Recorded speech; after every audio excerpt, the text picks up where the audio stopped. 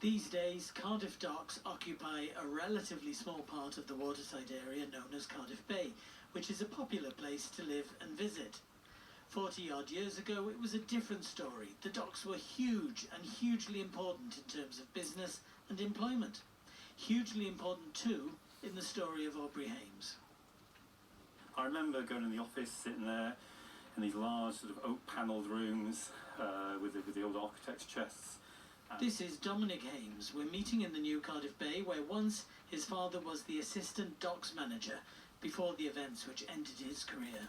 It's a bit unusual, a bit strange to read about your father being accused of corruption and fraud and appear on the front page of the newspaper, not just the local press, but the national press. Aubrey Hames was a prominent Labour councillor in Newport throughout the 1960s, 70s and 80s. But in 1977 he was sacked from his role at Cardiff Docks and then charged with corruption, along with a Cardiff businessman. The charges were later dropped, but even years later in a documentary he told HTV's reporter David Williams he couldn't understand them. Did you wonder at that stage what it had all been about? I've wondered a lot about this and don't fully understand why the charges were brought even now. Today his son says that's why he's written a book, Mr. Newport, telling his father's story. It's the fact that he was wronged, and he even though sort of he had been cleared and the case had been thrown out, there was still that belief if you get accused of something that you are guilty.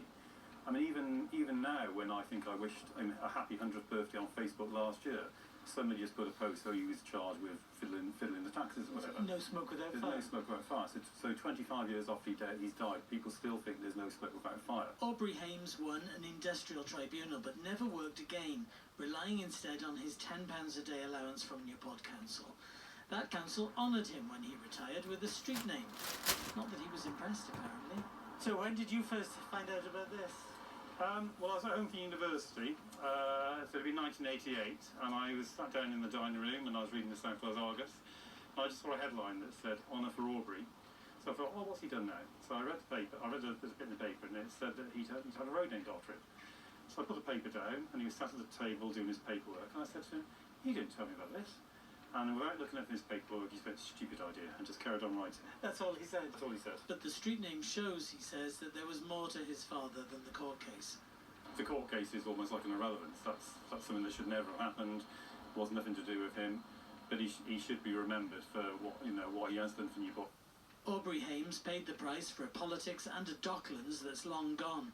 His son hopes that in a world that's changed so much, the truth about his father is what will endure. Adrian Masters, ITV News, Cardiff Bay.